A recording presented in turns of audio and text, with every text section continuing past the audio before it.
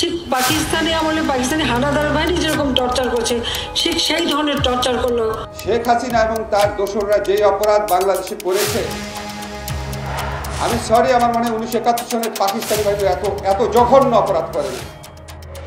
ইতিহাসের নীতিতে যখন বর্তমানকে মাপা হয় তখন সত্য প্রায়শই অস্বস্তিকর হয়ে ওঠে। সম্প্রতি অন্তর্বর্তী সরকারের আইন উপদেষ্টা ডক্টর আসিফ নজরুলের একটি মন্তব্যকে ঘিরে ঠিক তাই ঘটেছে।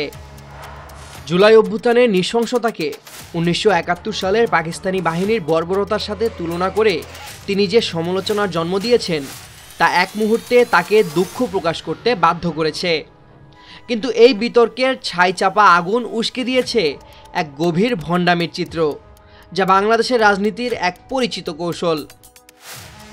উপদেষ্টা আসিফ নজরুল যখন বললেন শেখ হাসিনা এবং তার দোসররা যে অপরাধ বাংলাদেশে করেছে, আমার মনে হয় 1971 সালে পাকিস্তানি বাহিনীও এত জঘন্য অপরাধ করেনি, তখন মুহূর্তেই যেন মুক্তিযুদ্ধের চেতনার একচ্ছত্র ঠিকাদাররা জেগে উঠলেন। আওয়ামীপন্থী বুদ্ধিজীবী ও সাংস্কৃতিক অঙ্গনে প্রতিবাদের ঝড় উঠল। অভিযোগ, 71-এর গণহত্যাকে খাটো করা হয়েছে, শহীদদের অপমান করা হয়েছে। নিঃসন্দেহে 71-এর বর্বরতার সাথে কোনো কিছুর তুলনা চলে না এবং এই স্পর্শকাতর বিষয়ে সংযম কাম্য। উপদেষ্টা আসিফ নজরুল তার ভুল বুঝতে পেরে দুঃখ প্রকাশ করেছেন, কিন্তু প্রশ্নটি অন্যত্র। এই যে মুক্তিযুদ্ধের অবমাননার অভিযোগ, এটি কি সত্যি ইতিহাসের প্রতি দায়বদ্ধতা থেকে নাকি কেবলই এক রাজনৈতিক ঢাল? আশ্চর্যজনকভাবে যে আওয়ামী লীগ আজ আসিফ নজরুলের মন্তব্যে সর্বাত্মক প্রতিবাদী, সেই দলের শীর্ষ নেতারাই গত 1.5 দশক ধরে তাদের রাজনৈতিক প্রতিপক্ষ বিএনপিকে ঘায়েল করতে অবিকল একই তুলনা ব্যবহার করে আসছেন। যখন তারা এই তুলনা করেছেন তখন তাদের চোখে মুখে কোনো অনুশোচনা ছিল না, মুক্তিযুদ্ধের চেতনা নিয়েও কোনো উদ্বেগ দেখা যায়নি। স্মৃতির আয়নায় যদি একটু চোখ ফেরানো হয়, 2023 সালের জুলাই মাসেই স্বয়ং শেখ হাসিনা সংসদে দাঁড়িয়ে বলেছিলেন ক্ষমতায় থাকাকালীন বিএনপি পাকিস্তানি হানাদারদের মতো নির্যাতন চালিয়েছিল।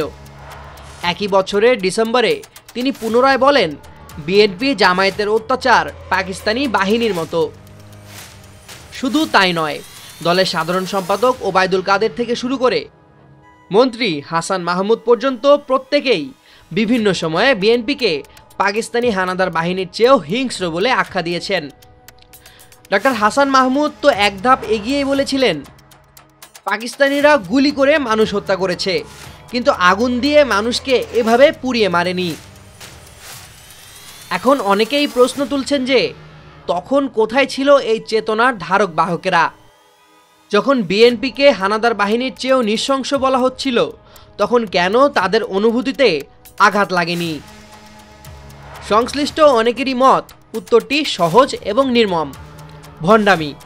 যখন তুলনাটি নিজেদের পক্ষে যায় তখন সেটি হয় রাজনৈতিক কৌশল, আর যখন সেই একই তুলনা নিজেদের দিকে ধেয়ে আসে তখন তা হয়ে যায় মুক্তিযুদ্ধের অবমাননা। এই দ্বৈত নীতি প্রমাণ করে তাদের কাছে মুক্তিযুদ্ধ কোনো পবিত্র স্মৃতি বা আদর্শ নয়, বরং এটি একটি সুবিধাজনক রাজনৈতিক অস্ত্র, যা প্রতিপক্ষকে ঘায়েল করতে এবং নিজেদের অপরাধ ঢাকতে ইচ্ছেমতো ব্যবহার করা হয়।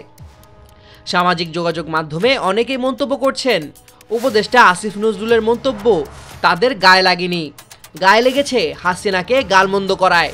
কিন্তু সেই সত্য স্বীকার না করে তারা বরাবরের মতোই মুক্তিযুদ্ধের আড়ালে নিজেদের অপরাধ ঢাকার চেষ্টা করছে। সামিউল জয়, 21 টেলিভিশন।